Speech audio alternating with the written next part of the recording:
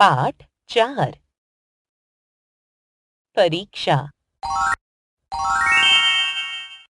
प्राचीन काल में हस्तिनापुर नाम का एक राज्य था। वहाँ महाराज धृतराष्ट्र राज करते थे। धृतराष्ट्र के 100 पुत्र थे जो कौरव कहलाते थे। उनके सबसे बड़े पुत्र का नाम दुर्योधन था। धृतराष्ट्र के छोटे भाई थे पांडु। पांडु के 5 पुत्र थे, युधिष्ठिर, भीम, अर्जुन, नकुल और सहदेव। युधिष्ठिर पांडवों और कौरवों में सबसे बड़े थे। वे सभी भाइयों को बहुत प्यार करते थे। सब राजकुमार एक साथ खेलते और गुरु द्रोणाचार्य से शिक्षा प्राप्त करते थे। गुरुजी समय समय पर राजकुमारों की परीक्षा लिया करते थे। एक दिन गुरु द्रोणाचार्य ने उन्हें एक पाठ में पढ़ाया, सदा सच बोलो, क्रोध मत करो। उन्होंने सभी राजकुमारों से अगले दिन पाठ याद करके आने को कहा। सभी राजकुमार पाठ याद करने लगे। उन्होंने पाठ का एक एक शब्द याद कर लिया। अगले दिन गुरुजी ने एक एक राजकुमार को बुलाकर पाठ सुना। सभी राजकुमारों ने रटा रटाया पाठ गुरुजी को सुना दिया। केवल युधिष्ठिर ने ही आधा पाठ सुनाया और कहा, गुरुजी, मुझे अभी पूरा पाठ याद नहीं हुआ है। युधिष्ठिर की बात सुनकर गुरुजी बोले, कोई बात नहीं, बाकी का पाठ कल सुना देना। दूसरे दिन गुरुजी ने फिर युधिष्ठिर को बुलाया और पाठ सुनाने के लिए कहा। युधिष्ठिर पाठ न सुना सके। गुरुजी फिर बोले, बाकी का पाठ कल अवश्य सुना देना। तीसरा दिन आ गया, युधिष्ठिर फिर पाठ नहीं सुना पाए। गुरुजी क्रोधित होकर बोले, क्या बात है, तुम्हें बड़े होकर राजा बनना है और तुमसे छोटा सा पाठ भी याद नहीं होता?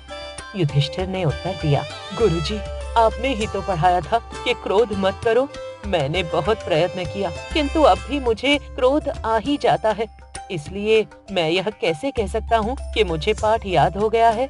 यह सुनते ही गुरुजी ने युधिष्ठिर को हृदय से लगा लिया। वे युधिष्ठिर के सिर पर हाथ रखते हुए बोले, पुत्र, तुम परीक्षा में सफल हुए। तुमने पाठ को अच्छी तरह से समझा है। पाठ याद करने का असली अर्थ है पाठ को समझना और उसे जीवन में उतारना। आगे चलकर युधिष्ठिर हस्तिनापुर के राजा बने। वे किसी पर क्रोध नहीं करते थे और सदा सच बोलते थे। सभी उनका आदर करते थे। पाठ 5 घमंडी बारहसिंगा। देहात के जंगल में एक बारहसिंगा रहता था। उसे अपने बड़े बड़े सींगों पर बहुत अभिमान था। वह प्रायः झील के पानी में अपने सुंदर सींगों को निहारता और इनके रूप पर मोहित हो जाता था। लेकिन जब भी उसकी दृष्टि अपने पांवों पर पड़ती तो उसकी प्रसन्नता उदासी में परिवर्तित हो जाती। उसे अपने पांव बहुत भद्दे प्रतीत होते थे। वह सोचता, काश मेरे पांव भी मेरे सींगों की तरह सुंदर होते। ईश्वर ने इतने भद्दे पांव देकर मेरे साथ अन्याय किया है। उसके झुंड के हिरन उसे समझाने की चेष्टा करते। ईश्वर कभी अन्याय नहीं करते।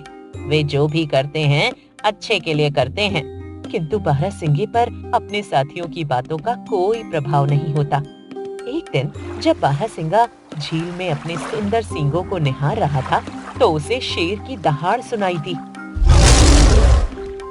आवाज इतने नजदीक से आई कि वह कांप उठा। अपने प्राणों की रक्षा के लिए वह तेजी से भागा। चौकड़ियां भरते भरते वह इतनी दूर निकल आया कि शेर कहीं पीछे छूट गया। उसने पीछे मुड़कर देखा। शेर काफी दूर था, लेकिन तीव्र गति से उसी की ओर दौड़ा आ रहा था। बारहसिंगा फिर से भागा, पर यह क्या, एक झाड़ी में उसके सींग उलझ गए। उसने सींग छुड़ाने की बहुत कोशिश की, लेकिन सब बेकार था। शेर उसका पीछा करते करते उसके बहुत निकट आ पहुंचा। मौत उसके सिर पर मंडरा रही थी। जीवन में पहली बार उसे एहसास हुआ कि उसके सभी साथी ठीक ही कहा करते थे। उसने सोचा, जिन सींगों पर मुझे इतना गर्व था, आज उन्हीं के कारण मेरे प्राण जाने वाले हैं। और जिन भद्दे पांवों के लिए मैं ईश्वर को दोष देता था, वे मुझे खतरे से बचाकर इतनी दूर ले आए हैं। लेकिन अब पश्चाताप का क्या लाभ था। शेर बलपूर्वक उस पर झपटा और एक ही बार में उस अभिमानी बारहसिंगे का काम तमाम कर दिया। संदेश: सूरत नहीं, सीरत अधिक महत्वपूर्ण होती है।